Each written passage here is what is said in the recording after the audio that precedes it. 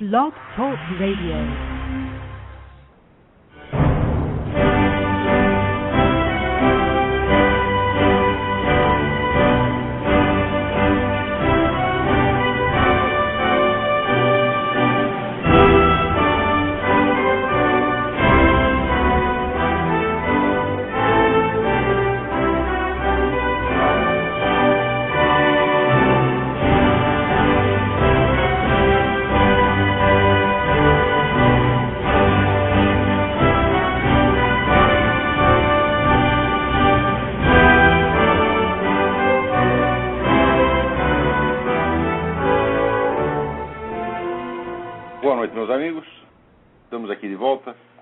Começamos invocando a Santíssima Virgem Maria, o Santo Padre Pio de Pietrelcina, para que roguem a Deus que nenhuma injustiça se cometa neste programa.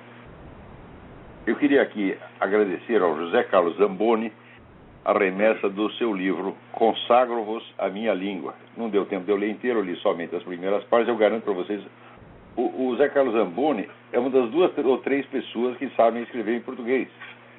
É uma coisa deliciosa você ver que isso ainda existe. É um sobre milagre de sobrevivência na selva. Então, embora não tendo lido o livro inteiro, eu posso assegurar que é coisa de qualidade. Certamente muito acima do que tem saído em média nos últimos anos aí no Brasil. Então, parabéns a Carlos Zamboni. O livro foi publicado pela ER Realizações, então este é mais um autor que eu indiquei para a ER Realizações, né? Também não deixem de ver aí um vídeo que está aí no blog soaco.blogspot.com, sob o título Bofetada, com 2 Fs. É o Leonardo Boff ficando brabinho porque um site conservador teve a ousadia de entrevistá-lo. Você sabe que o direito de entrevistar é privilégio exclusivo de comunistas, socialistas, etc, etc. Né? Se você chega lá no Boff, né, e pede para entrevistá-lo, ele considera isso um insulto. Ele bate na câmera, fica nervosinho. Esse pessoal está todo muito nervoso. Por quê? Eles não contavam com um abalo na candidatura Dilma. Eles contavam com a vitória no primeiro turno, tá certo? E com a sua eternização no poder. Nos últimos dias, então, a popularidade da Dilma tem diminuído, as intenções de voto têm diminuído, eles estão desesperados. Por que estão desesperados? Porque eles nunca se prepararam, nunca. O PT nunca se preparou para o rodízio no poder, que é a coisa essencial do regime democrático. Sobe um partido, desce o outro, depois sobe o primeiro, né? E assim por diante, vai trocando. Isto é a essência da democracia. O PT nunca na vida dele pensou nisso aí. Ele pensou em chegar ao poder, ficar, mudar o sistema de tal modo que as forças opostas jamais pudessem aspirar a chegar lá. Então o Lula já faz uns 2 anos que ele lançou essa impressão, novo paradigma. Ele diz, nós criamos um novo paradigma. Até no início ele disse que, veja que coisa, ele disse, eu e Zé Serra criamos um novo estilo, né? Então no começo ele reconhecia que o PSDB era seu parceiro nisso aí. E de fato o PSDB era a direita da esquerda, e o plano era em 2 etapas. Quer dizer, primeiro você divide o campo entre a esquerda da esquerda e a direita da esquerda. Depois elimina a direita da esquerda, sobra só a esquerda propriamente dita. Acontece que, como todos os canais de expressão para liberais, conservadores, etc., foram eliminados, o pessoal foi tudo parar no PSDB. E o PSDB acabou tendo alguma coisa de vagamente direitista também, ou pelo menos sendo o único canal possível. Então, aí o plano começou a dar errado. Quer dizer, o PSDB traiu a expectativa revolucionária, deu para trás, né? E eles ficaram desesperados. Falaram, e se essa porcaria ganha a eleição, como é que nós vamos fazer? Eles não sabem o que fazer porque simplesmente eles nunca pensaram nessa hipótese de sair do poder. Isso é a prova mais inequívoca, mais evidente de que o PT não é um partido normal, não é um partido constitucional de maneira alguma. Aliás, não é nem um partido nacional, porque o PT é órgão do Foro de São Paulo. As decisões fundamentais do PT são tomadas no Foro de São Paulo e o PT obedece direitinho. Então o PT não é um partido nacional, é um partido internacional, como os partidos comunistas sempre foram. Tá certo? Então, agora aparece aí Frei Beto, Leonardo Boff, dizendo, não, o PT tem que ganhar a eleição, tem que ganhar, Tem que ganhar por quê? Se eles perdem a eleição, em primeiro lugar, eles perdem o comando do Foro de São Paulo. A grande vantagem do PT sobre os outros partidos é que o PT dominava um país inteiro, vamos dizer, era um partido bem maior do que qualquer partido dos outros países latino-americanos, então tinha a condição de dar a proteção oficial, criar o guarda-chuva para encobrir ali as atividades do Foro de São Paulo, da Farc, etc, etc. Se perde o governo, meu filho, perde tudo isso. No dia seguinte, o Hugo Chávez vai dizer que ele é o chefe do Foro de São Paulo agora. Né? Então, é uma situação extremamente constrangedora para o PT, eles não estavam preparados para isso. Então, viram lá o Leonardo Boff como está nervosinho. Né? E também o Frei Beto. Frei Beto, bicho, é um exemplo de charlatanice intelectual, assim, incomum. Né? Eu lembro quando teve aí aquele outro picareta do Fritjof Capra, né? Que a respeito do qual eu escrevi um capítulo lá do livro A Nova Era, a Revolução Cultural, mostrando que o cara é uma besta quadrada, assim, um professor de ignorância. Teve esse cara no Brasil, então fizeram uma homenagem para ele, totalmente indevida ali na UNB, né? E eu escrevi aquele negócio e mandei até para o Frei Beto, que tinha sido um dos organizadores e participantes da coisa. E a resposta dele foi: o encontro foi bom para quem lá esteve. Eu digo: claro que foi bom para quem lá esteve. Né? Você teve hospedagem de graça, teve comida, casa, comida, roupa lavada. Não é disso que eu estou falando da qualidade intelectual do negócio. Ali eu vi que o Frei Beto era um sujeito de uma leviandade intelectual, assim, patológica. Acho que todo o funcionamento da mente do Frei Beto é em função do interesse partidário. Só. Em função do interesse partidário, ele diz qualquer coisa. Qualquer bobagem, você está entendendo? Ou seja, ele não tem o menor critério de verdade e erro, de certo e errado, ele não quer saber. Ele só quer saber o que fica bem para o partido. Né? Então tá Frei Beto e Leonardo Boff mentindo pra caramba e tudo nervosinho, né? Queria avisar vocês que o poeta lá de Pernambuco, ele é cearense, mas mora em Pernambuco, Ângelo Monteiro, é um dos 2 ou 3 cérebros que restaram no Brasil, irá a Curitiba para proferir 2 palestras no Instituto Olavo de Carvalho. Veja lá no www.institutoolavodecarvalho.com. A primeira palestra será no dia 10 de dezembro, sexta-feira, às 15 horas. Onde o Ângelo Monteiro vai contar na sua autobiografia intelectual. E depois, no dia 11 de dezembro, sábado, também às 15 horas, uma conferência sob o título A Filosofia e a Poesia para além de uma leitura crítica. Então, Ângelo Monteiro no Instituto Olavo de Carvalho, é uma grande honra para todos nós. Agora, olha aqui, que coisa incrível, bicho. Uma comissão de alto nível, altamente qualificada, escolheu para representar o Brasil no Oscar, né, o filme Lula, o Filho do Brasil. É um filme que ninguém viu, né? Acho que nem o Lula assistiu. Se ele assistiu, dormiu no meio do filme, né? Ninguém viu. Vocês assistiram? Não, eu também não. Ninguém viu o filme, porra, né? Ou, assim, a maior manifestação de desinteresse. Quer dizer, são esses paradoxos da popularidade do Lula. Quando chega lá na estatística, o Lula tem 82% de popularidade, tem 93%, tem 104%, tem 147% de popularidade. Mas a coisa é a seguinte: ele vai no estádio de futebol, todo mundo vai. Faz um filme da vida dele, ninguém vai ver. Né? É a popularidade mais paradoxal. Né? Você imagina, por exemplo, sei lá, no tempo de Stalin, você fazer um filme A Vida de Stalin, nenhum russo ir ver. Não é possível.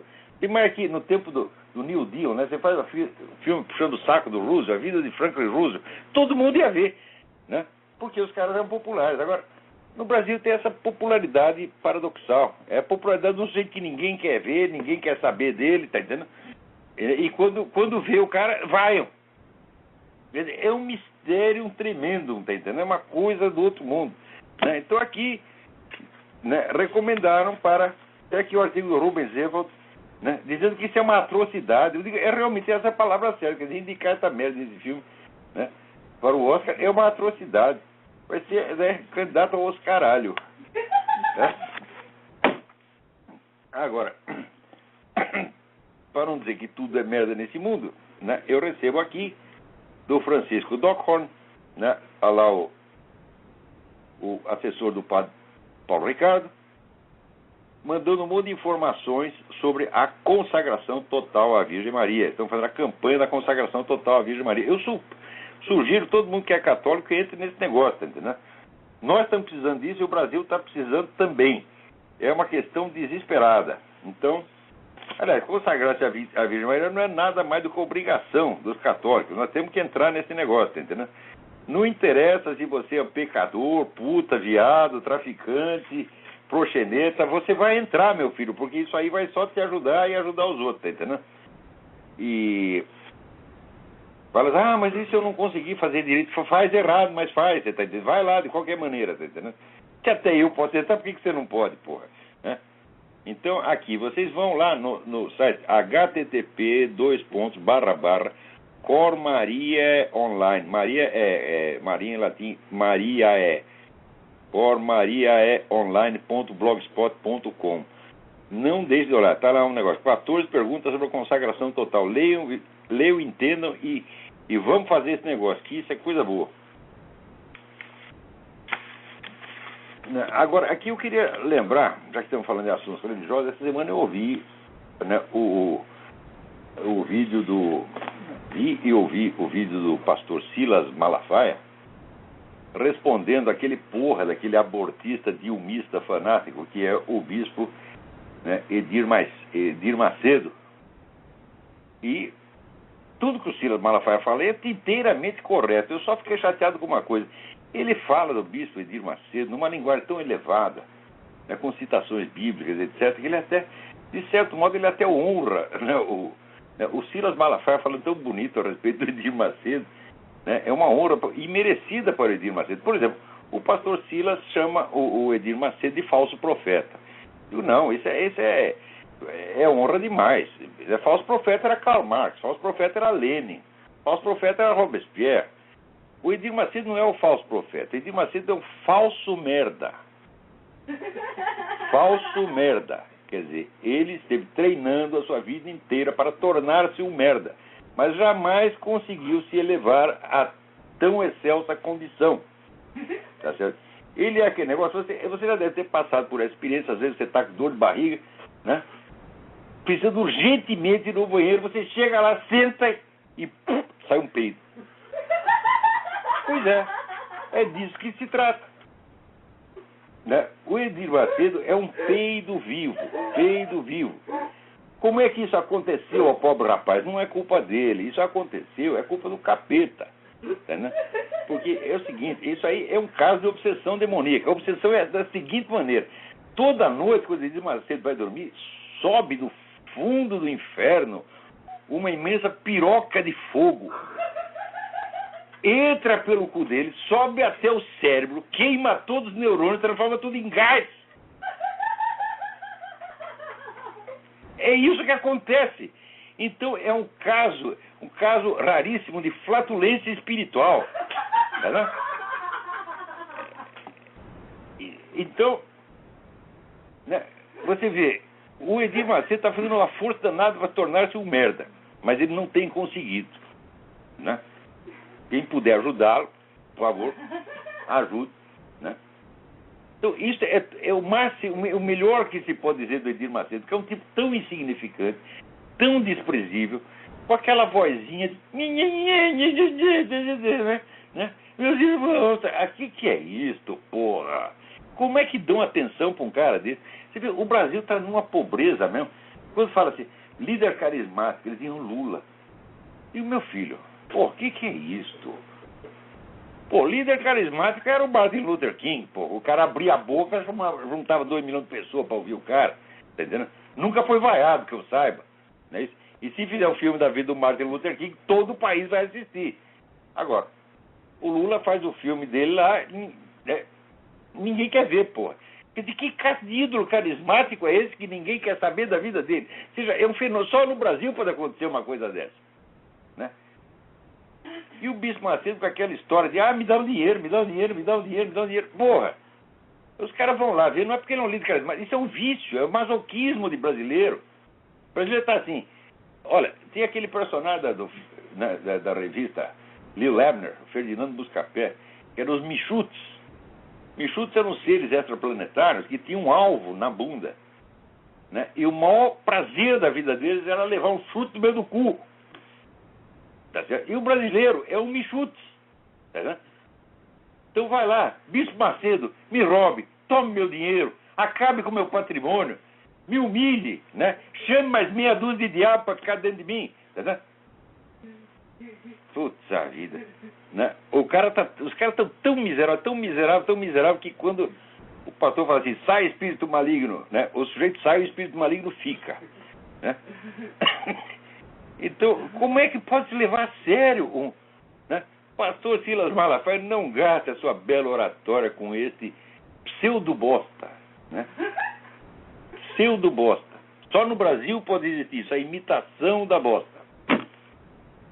Não é autêntica nesse país. Então, vamos lá, vamos ver o que mais está. Tem tanta coisa que está acontecendo nesse país.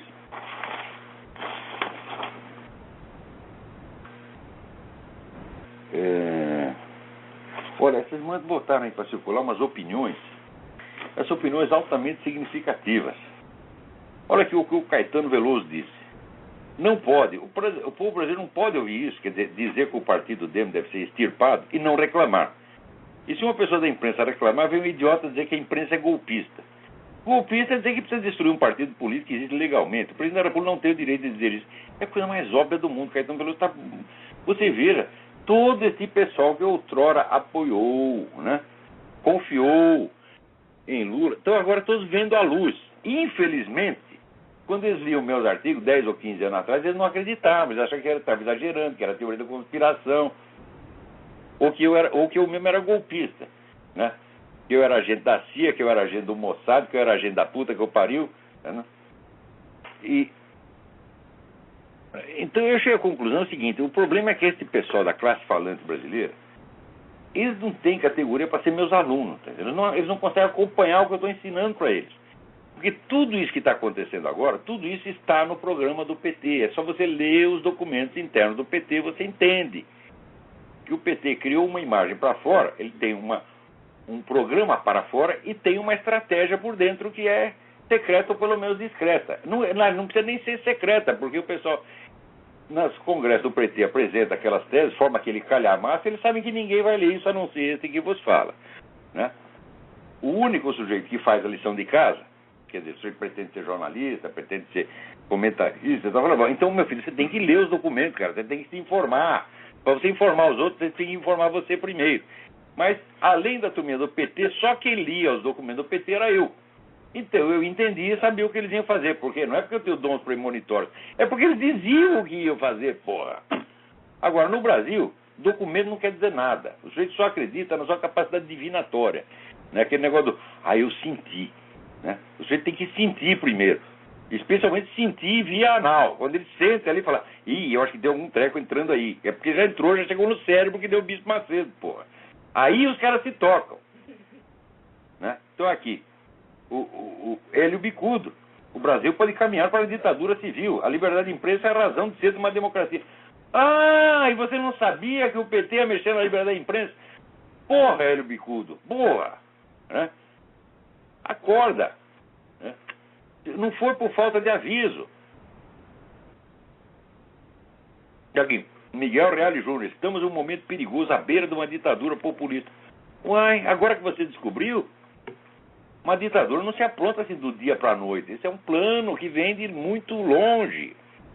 Você verá, a ideia de fazer do governo Lula um governo de transição, a missão do governo Lula era dividir o espaço político entre a esquerda e a direita da esquerda.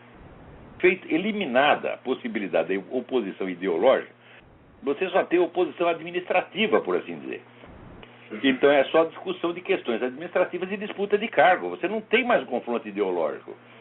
Por exemplo, existe um confronto de capitalismo e socialismo na campanha presidencial ou em qualquer outra campanha eleitoral brasileira? Não tem. Existe um confronto entre valores progressistas, valores conservadores? Não tem. Não pode ter. Então só se discute assim, o imposto, que medidas administrativas nós vamos tomar resolvia ali a fabricação de chicletes em São Tomé das Letras, e assim por diante, só miudeza. E eu lembro que num dos debates entre Lula e Serra na outra eleição, a pergunta final do Serra ao Lula foi sobre tarifa de ônibus. Eu digo, meu Deus do céu, em nenhuma eleição presidencial do universo, nem mesmo em outro planeta, candidatos a presidente discutiram tarifa de ônibus, que é uma questão assim, local, municipal, né? Então, as grandes questões foram eliminadas da política, sobrou as picuinhas. Então, isso aí é a primeira etapa do novo paradigma. Terminada a fase de transição, né, construído o sistema de apoio universal ao PT mediante propinas e enganação geral, passa-se a segunda etapa, que é a implantação do socialismo a ser empreendida pela dona Dilma Rousseff. Então está aqui, o governo Lula apresenta faces autoritárias. Não há mal causado no Brasil pela imprensa, só o bem. Governante, ao contrário, a imprensa ajudou a votar o Lula lá. O pessoal todo esquece, né? E quem disse isso é o Miro Teixeira. E até o Miro Teixeira está com o saco cheio. Aqui, Fernando Gabeira, Dilma Rousseff quis acabar com a ditadura militar e instalar a ditadura comunista. Não foi só ela não, Fernando Gabeira, você também. Você estava lá fazendo isso, você adorava essa merda de Cuba, porra, na época, né? Então esse pessoal olha, em primeiro lugar, os caras têm que chegar na televisão e dizer assim, olha aqui, preliminarmente, eu sou uma besta quadrada. Antes de qualquer declaração, eles têm que dizer isso. Eu sou cego, eu não enxergo um palmo dentro do nariz, porque o porra do Olavo de Carvalho me avisou 1000 vezes e eu não enxerguei.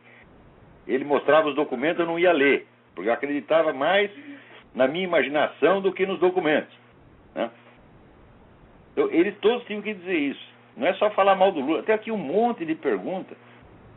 Olha aqui, até o Lobão. O Lula não serve, nunca serviu para ser presidente. É otário ou canalha. As duas coisas, Lobão, né? Quer dizer, a canalice não impede... Não é impedimento à estupidez e vice-versa. Vocês podem... Veja, na Bíblia já está lá que a astúcia demoníaca é substitutivo da inteligência. Quer dizer, o Lula é burro e astuto ao mesmo tempo. Ele tem aquela astúcia de bandidinho, né? Agora, olha aqui, a astúcia, quando começa a dar desespero, esse pessoal da esquerda, eles fazem qualquer coisa. Porque uma notícia saiu no New York Times, veja você, não foi nenhum jornal conservador, saiu no próprio New York Times. Aqui nos Estados Unidos, os democratas, eles estão financiando falsos candidatos do Tea Party. Eles infiltram o cara no Tea Party e promovem o cara para que ele seja eleito em vez dos autênticos representantes do Tea Party. Quer dizer, é um golpe baixo, é uma coisa, uma sujeira, né? É um procedimento que era típico do Partido Comunista. O Partido Comunista que infiltrava a gente em tudo quanto é lugar, né? Muitos desses caras que hoje brilham aí foram colocados na política brasileira pelo Partido Comunista. Na década de 60, 70 ainda estão aí, né? Então, o pessoal começa a apelar a essas coisas, também é sinal de que eles não estão preparados para devolver o poder. Porque um partido perder uma eleição, nunca foi uma catástrofe. Por definição, algum partido sempre perde a eleição. Você lá e tudo, a história da Inglaterra, sobe conservador, desce trabalhista, sobe trabalhista, desce conservador, etc. Tá assim, faz o quê? 200 anos, porra. Isso não fez mal nenhum à Inglaterra, ao contrário, fez muito bem, porque um governo corrige os erros do outro. Agora, esse pessoal, a concepção revolucionária não é essa. A concepção revolucionária é você fazer uma mudança estrutural que ninguém mais possa voltar atrás.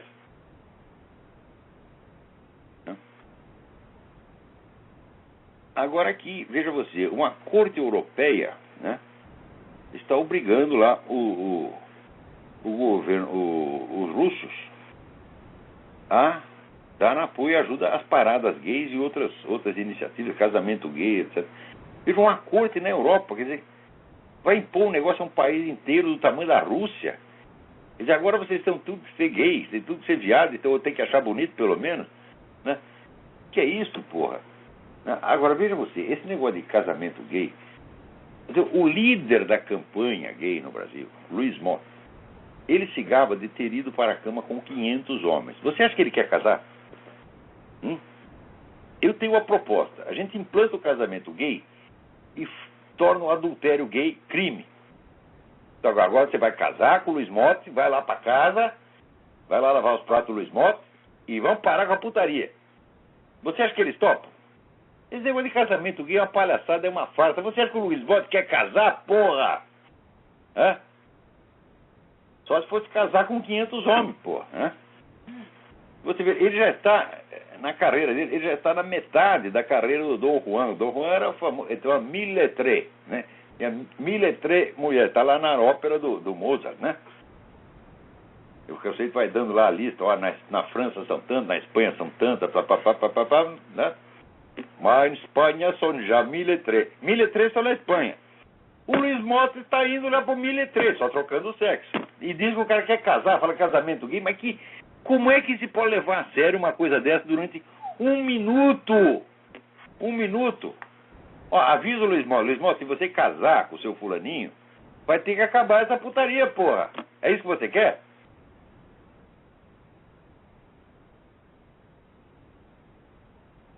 Agora também, nos últimos dias, né, ressurgiu o fantasma aí do Celso Daniel.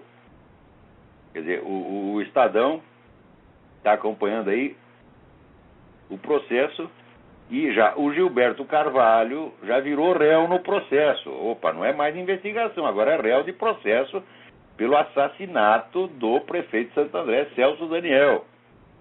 Aquele que morreu o prefeito, e depois começou a morrer testemunha do processo, e até o médico legista que examinou o cadáver também morreu. Ele foi um empreendimento assassino dos mais belos que já houve nesse país, mais completo, mata todo mundo, porra, né? Agora, Gilberto Carvalho é aquele mesmo que dirigia a revista América Livre, a revista do Foro de São Paulo. Era o representante, não sei se é ainda o representante do governo Lula no Foro de São Paulo, porque o Lula foi presidente do Foro de São Paulo por 12 anos. Não, 12 não, 16 anos.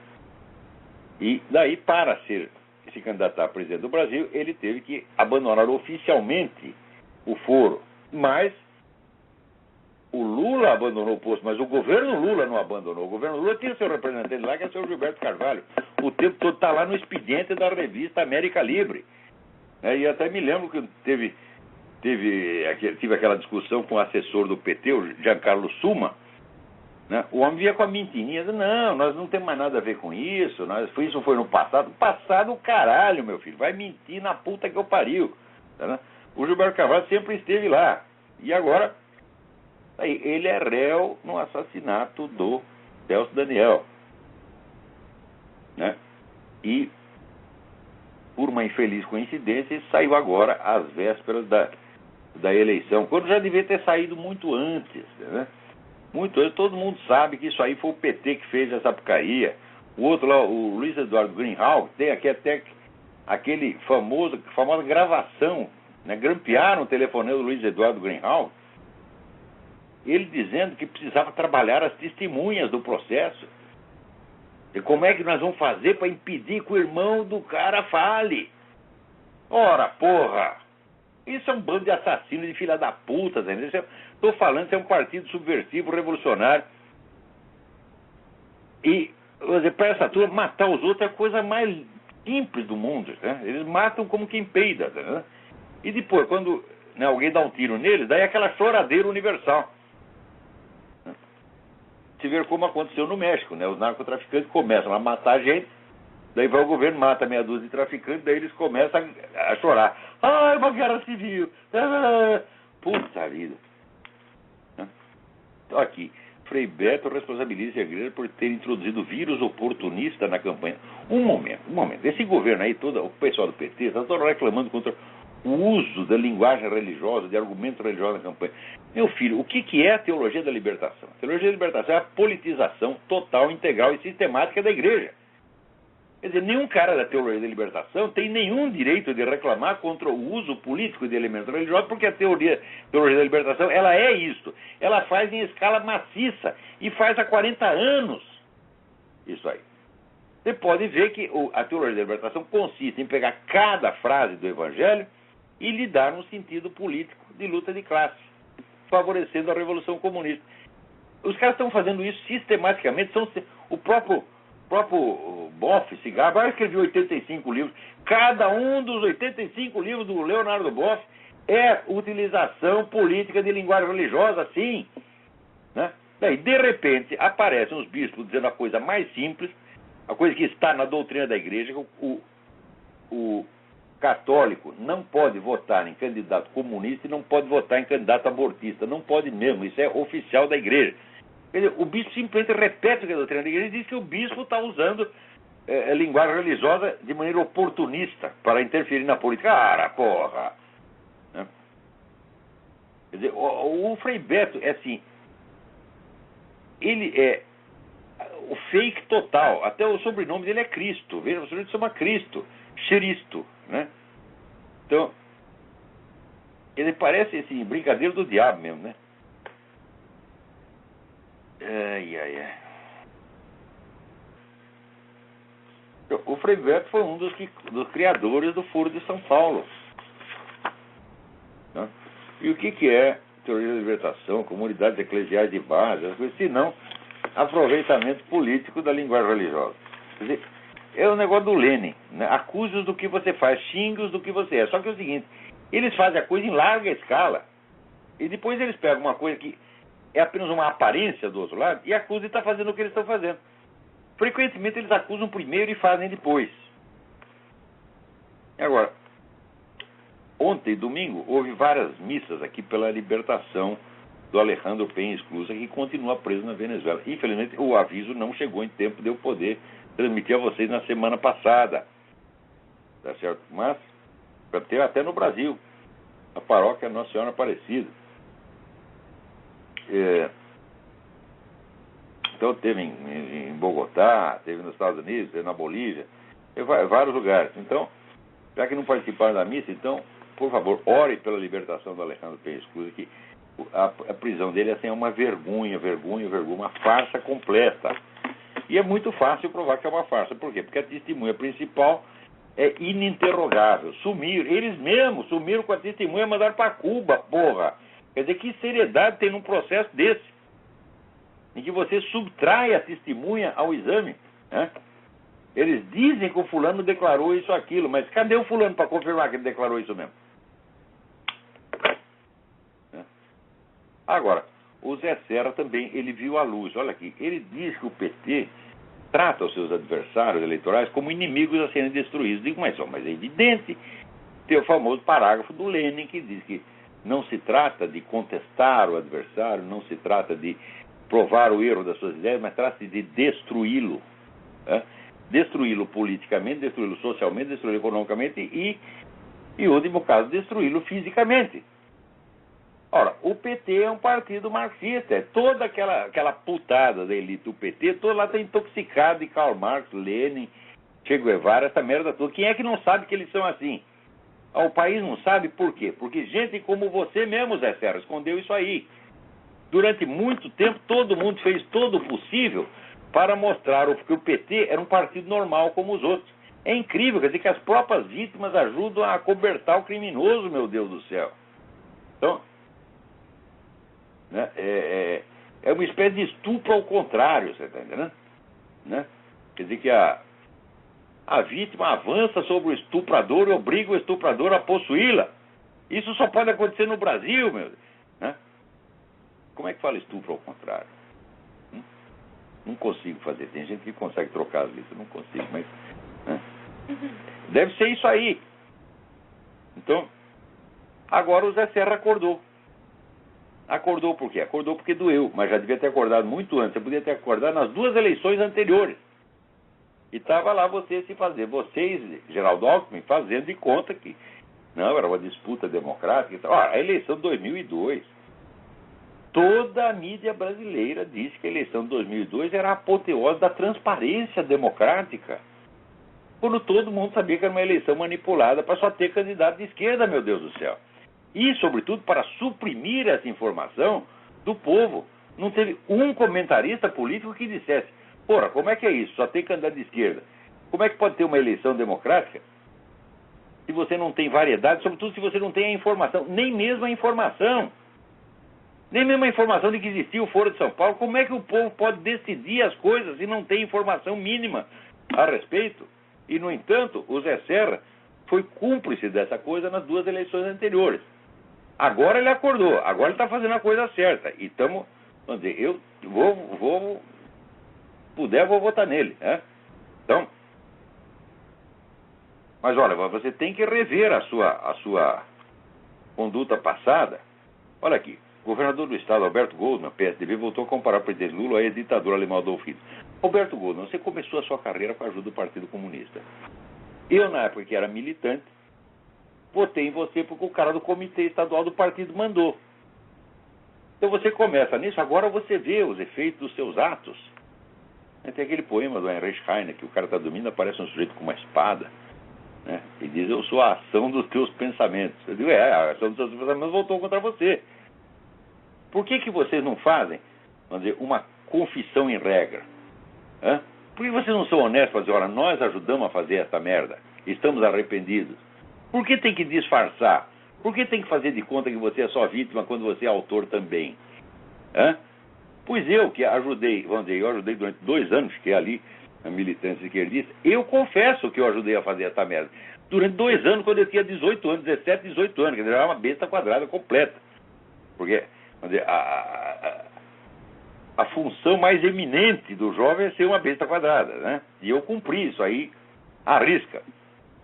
Então eu também dei uma ajudinha insignificante, mas eu me arrependo dela e a confesso abertamente. Mas vocês ajudaram muito mais, ajudaram até ontem, ajudaram durante 30, 40 anos, e agora fica se queixando como se fosse meras vítimas. Isso tira a credibilidade do que vocês estão falando. Vocês estão falando a verdade agora, mas vocês não estão falando a verdade direito, como deveria. Que é começar a dizer, não, eu ajudei a fazer isso, eu fui cúmplice dessa porcaria. E estou arrependido e quero consertar. Se dissessem isso, todo mundo respeitaria você muito mais do que respeita. Nós vamos votar em Zé Serra, porém votaremos com muito mais satisfação se ele dissesse isso. Olha, eu fiquei lá no Chile dando apoio para aquele filho da puta do Allende, que era um ladrão, comunista, assassino, mandou matar um bocado de gente, porque depois é aquela choradeira, né? Quer dizer, quando o outro lado começa a matar, aí não pode, porque existe o monopólio do morticínio. Só que enquanto o comunista está matando, está tudo bem. É virtude, arte de santidade, etc. Daí vem alguém, se enche o saco, dá um tiro nele, daí começa a choradeira. Então, você foi cúmplice do comunismo no Brasil, você pertenceu a uma organização extremamente radical, que foi a AP. A AP era uma organização que começou católica, entre aspas, e virou maoísta, e você era representante da AP, né? Você deu apoio ao Allende e você se ajudou a criar essa merda toda. E agora está doendo em você, virou-se para o seu cu. Então você está dizendo a verdade agora. Mas se dissesse a verdade com total lealdade, você teria muito mais credibilidade. Agora o pessoal quer se tapar o sol com a peneira, né?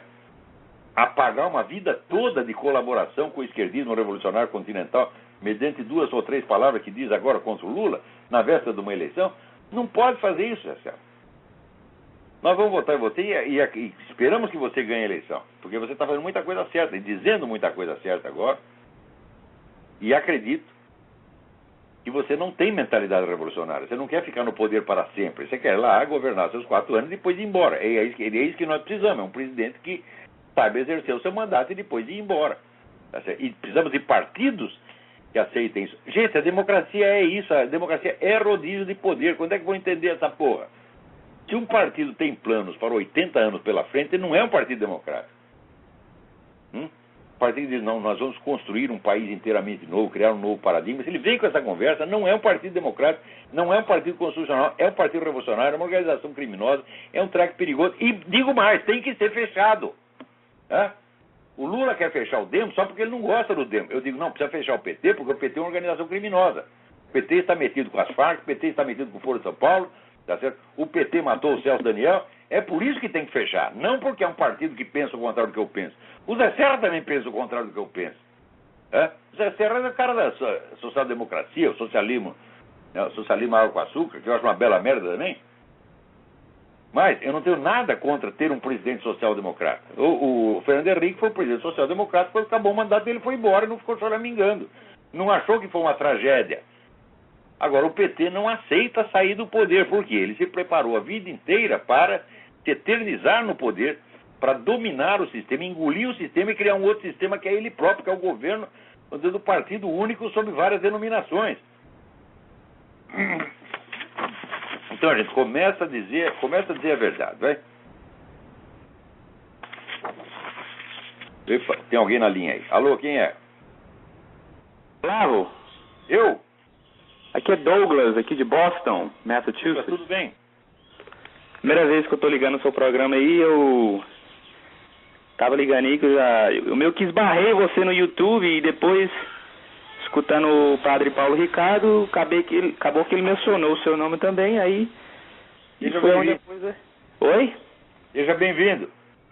E faz um tempo que eu, né, comecei a acompanhar um pouco de política, né, já faz um ano, e a gente aqui, imigrante aqui, a gente tem um pouco de simpatia pelo povo da esquerda, né, e eu comecei a assistir os Fox 25 News, né, os conservadores, como Rush Limbaugh, Sean Hannity, Glenn Beck, e comecei a ver o outro lado da coisa, aí comecei a me informar e gostaria de saber uma opinião sua em relação aos imigrantes aqui, mas que não, né, os que realmente amam esse país e, né, e querem... Olha, o negócio é o seguinte, quem vem pra cá recebe do bom e do melhor, é bem tratado. Eu nunca fui tão bem tratado na minha vida, né?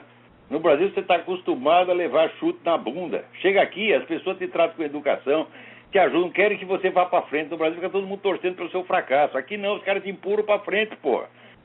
Então, quem vem aqui tem obrigações para o país. Você não pode entrar aqui ilegalmente e ainda querer direitos. Isso é uma sacanagem. Você quer imigração? Uai, entra na fila, venha legalmente, meu Deus do céu. Eu estou aqui legalmente, tive um trabalho miserável para obter o meu green card. Tive que juntar 2.000 páginas de documento. Foi assim, foi 4 anos de...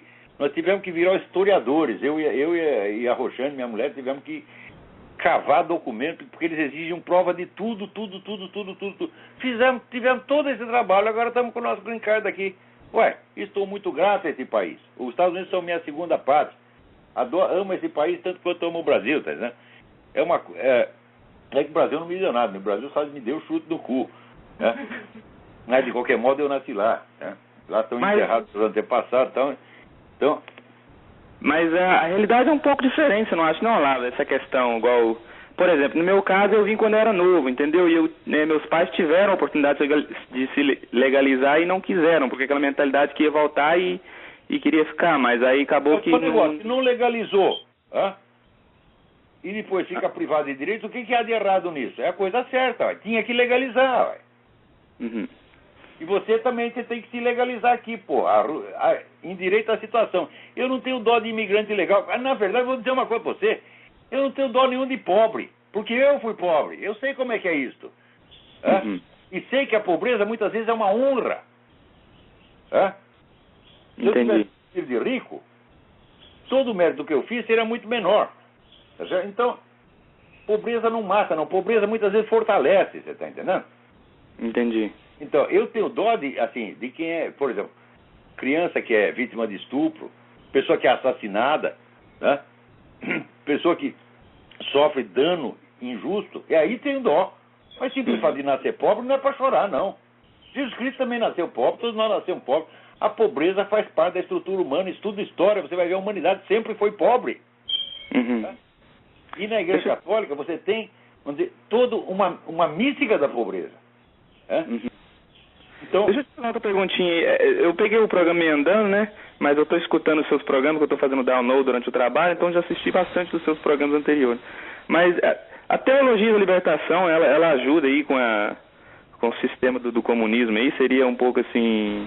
Mas ela é isso. A teologia da libertação é a interpretação marxista do Evangelho. É a realização do programa do Antônio Gramsci.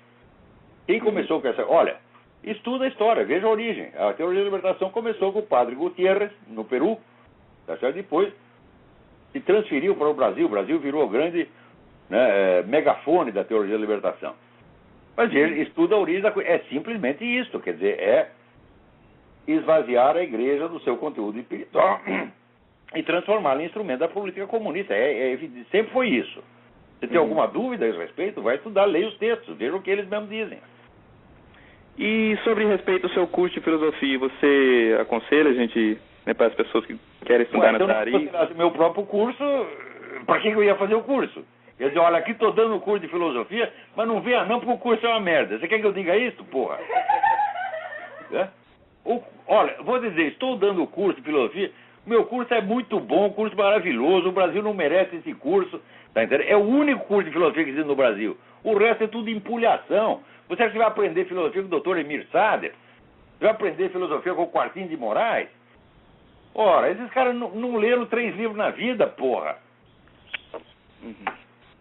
Mas aqui, então tá beleza. Então foi um prazer falar com o senhor aí. Eu vou estar escutando. Coisa, eu não estou aqui trabalhando para nenhum movimento político, para partido político. Quero que todos os partidos políticos vão a puta que os pariu. Eu estou fazendo o que minha consciência recomenda, né? Então tá beleza. Então, foi um prazer falar com você aí, tá? Prazer foi meu. Boa sorte aí. Um abraço. Tchau, tchau. Abraço. Né? Agora, olha aqui. Teve um instituto aqui nos Estados Unidos que fez uma pesquisa sobre o negócio da fraude eleitoral aqui, porque tem aquele negócio da Acorn. A Acorn esteve distribuindo, a Acorn é a firma na qual, a ONG na qual o Obama trabalhou. E na época soube-se que a Acorn estava distribuindo título de eleitor, assim, para todo mundo, até para gente falecida, né? E agora fizeram uma pesquisa e dizem, olha, praticamente não tem um distrito aqui que não tenha 3 ou 4 falecidos votando, ou imigrante ilegal votando. Veja que coisa, em muitos casos é o seguinte, está lá o formulário para o senhor preencher e está escrito assim, é cidadão americano? O cara ia lá e respondia, não! E recebia o título eleitoral na mesma hora. Que coisa, esse negócio não para. Né? E daí, depois, eu lembro quando na eleição que o Gore perdeu, daí disseram que era fraude republicana, por quê? Porque não estavam deixando os presidiários votarem. O presidiário não vota aqui, porra. É?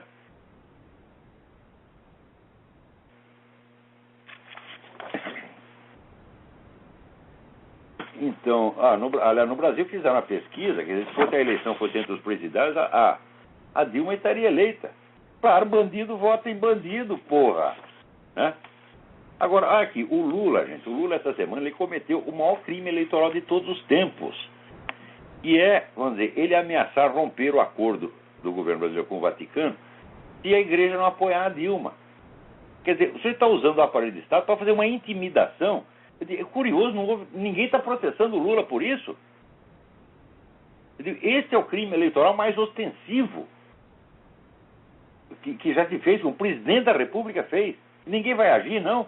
Esse pessoal mesmo da igreja tem que processar o Lula imediatamente. Dizemos que isso é um baita de um crime eleitoral. Quer dizer, não é o pessoal dizendo assim, ele abriu guerra contra a Igreja Católica. Eu falo, mas o problema não é esse, ele sempre teve contra a Igreja Católica. Ele usou a Igreja Católica como quem usa uma camisinha, tá entendendo? Usou a Igreja Católica como camisinha para pôr no nosso cu e depois jogou fora. Então, o problema não é esse, o problema é que ele fazer essa ameaça às vésperas de uma eleição é crime eleitoral, porra. E o cara já comete o crime, assim, cinicamente, sabendo que não vai acontecer nada. Porque até hoje, né, o pessoal tem essa mania de tudo que o Lula faz de mal, o pessoal atenua. Eles sempre desenham uma coisa com eufemismos. Não querem dizer, assim, dar a medida certa das coisas. Mas agora estão se queixando de que o PT declara guerra à igreja. O problema não é esse, não é isto. O certo é, PT comete crime eleitoral contra a igreja. É isso que tem que dizer. O certo está aí o médico Jacó Kligerman, né?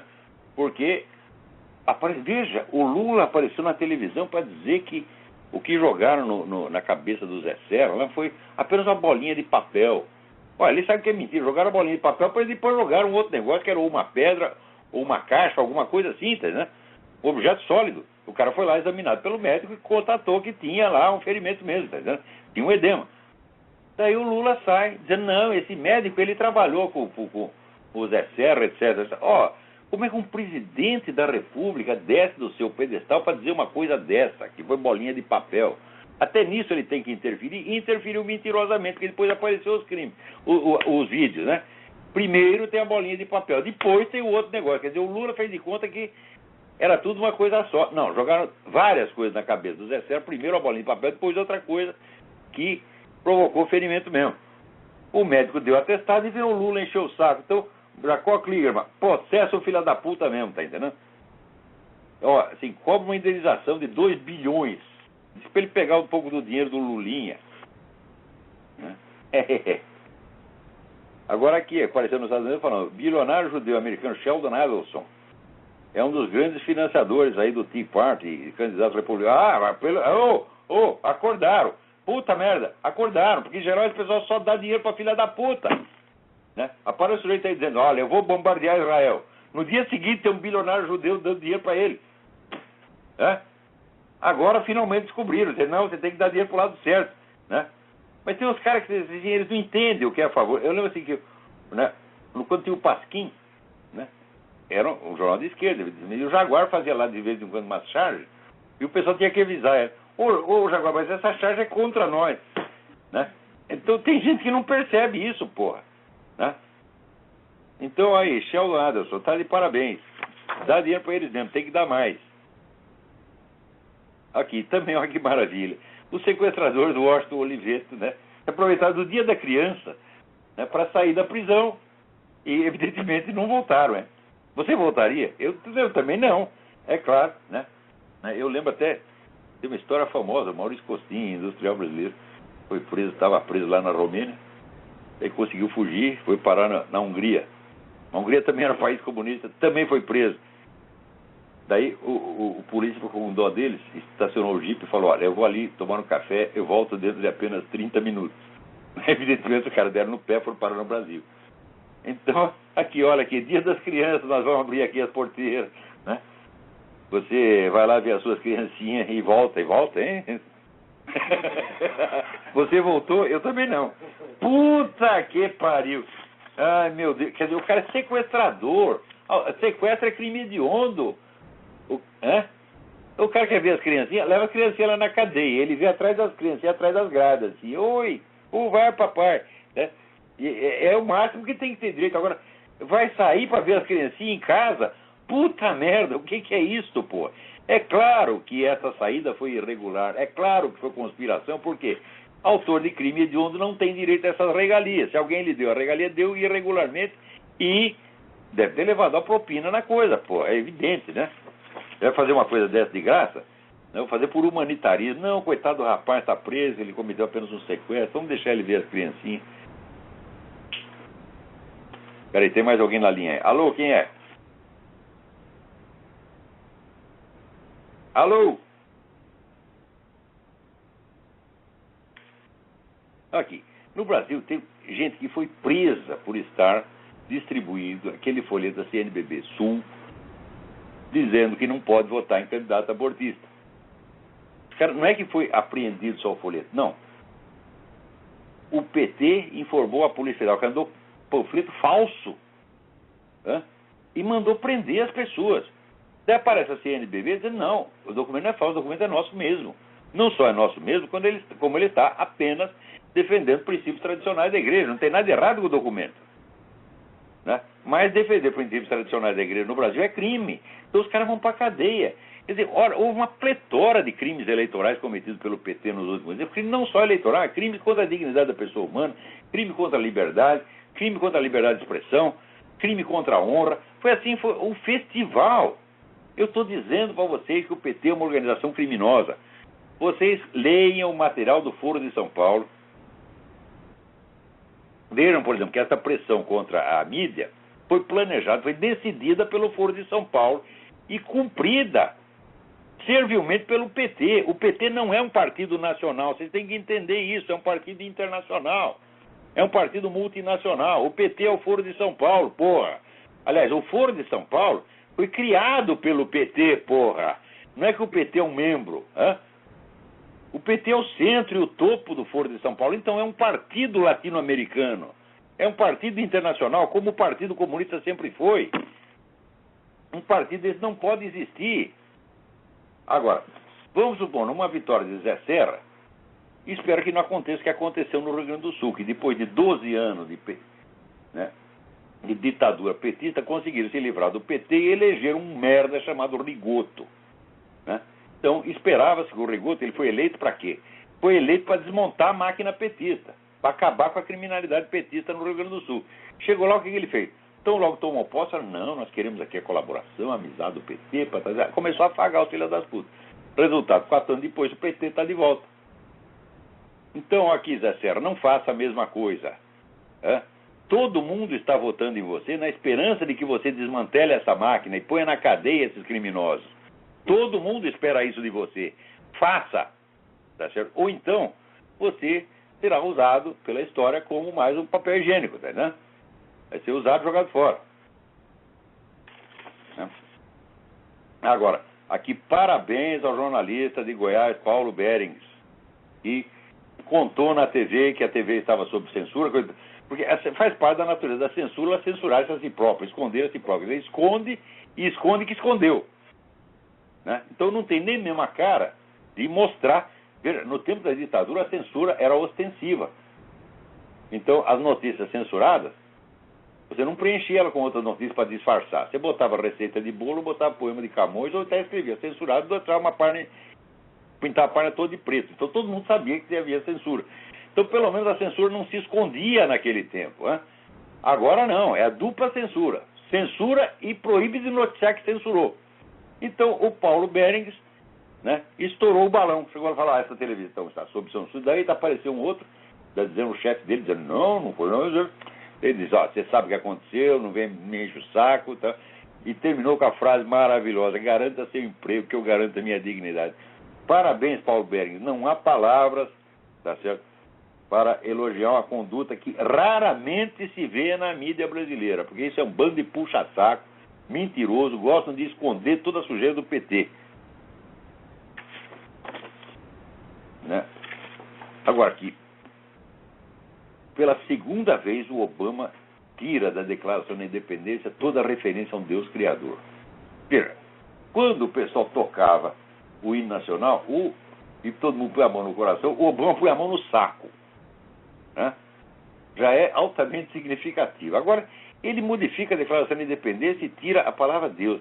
Quer dizer, o cara se trai nessas coisas. Todo mundo sabe que o Obama é inimigo da América, ele quer acabar com esse país, ele foi eleito para isso, ele é um agente estrangeiro, coisa está mais do que provada, né? E isso mostrou, inclusive, a fragilidade do sistema eleitoral americano. Por quê? O sistema eleitoral não funciona, nenhum sistema eleitoral, não adianta você ter eleições livres, se você não tem informação correta, porque o voto é decidido na base da informação. Então, se você bloqueia as informações fundamentais, o cara tem que votar com base em hipóteses imaginárias. Então, a hipótese imaginária, inclusive gente muito boa, intelectuais americanos, gente de primeiríssimo plano, caras que estudaram com Eric Voegelin. Na época eu dizia, olha, o Obama é isso, mais isso, mais isso, mais isso. Ele dizia, não, o Obama é um político democrata como outro qualquer, né, como Bill Clinton, como Al Gore. E daí eu falar, não é. Ele tem raiz num país estrangeiro, ele veio com apoio do governo estrangeiro, tá certo? E ele não trabalha para o interesse americano de jeito nenhum. Ele diz, não, você está exagerando. Passado um ano, eles começaram a dizer, pô, não é que você tinha razão. Eu tenho que vir eu, da América Latina, quer dizer, eu sou apenas um rapaz latino-americano, rapaz, eu venho de lá. Eu tenho que chegar para esses caras aqui e informar o óbvio. Agora, o americano tem o seguinte, ele quando ele erra, ele pode demorar um pouco, mas ele reconhece que errou. Agora no Brasil não, passa 20 anos, 30 anos, as pessoas quando percebem a cagada, começam a acusar a cagada como se elas não tivessem nada a ver com a história. Assim não dá, porra. Hã? Então, gente, vocês têm que passar um tempo aqui, vocês veem o que é um povo que é visceralmente honesto. O americano realmente é visceralmente honesto. E te digo mais, o americano tem coração, o americano é bondoso, ele quer ajudar as pessoas, ele quer que tudo vá... Claro que tem filho da puta aqui também. E quando aparece um, o jeito capricha. Tá aí o Obama que não me deixa mentir. O Al Gore, tem esses caras, né? George Soros, também tem isso, tem esses caras também. Mas a média da população aqui, não sei nos grandes centros, mas quando você chega no interior, onde você tem, vamos dizer, a América profunda, a América de verdade, não, você vê que é um povo bom. Né? E raramente eu vi tudo que eu viajei, porque eu vi, não conhecia um povo tão bondoso quanto o americano. Você chega na França, o francês só quer chutar o cu, porra. Né? Tão louco para te pôr para fora. Aqui não. O americano, ele quer te receber. Né? Eles querem receber as pessoas, eles só dizem, arruma um papel, tira o papel, vai lá, preenche a porra do negócio, tá entendendo? E se não der dessa vez, você tenta de novo, faz a coisa direita. É só isso que eles estão pedindo, pô. Então, aqui o pessoal é honesto, mas às vezes o problema deles é também a honestidade, porque eles são tão honestos que às vezes eles não acreditam que existe o mal. Né? Você diz que o sujeito tem má intenção, né? Eles levam tempo para acreditar. Né? Só acredita assim, quando o Japão bombardeou, né, Pearl Harbor, fala, bom, daí não tem mais como explicar com boa intenção. Né? Mas no fim, eles demoram um tempo, mas eles percebem a coisa. Agora no Brasil não, é a negação contínua durante décadas. Puta vida. Bom, aqui nós temos muito mais notícias, mas o nosso tempo está acabando. Então, até a semana que vem. Muito obrigado a todos.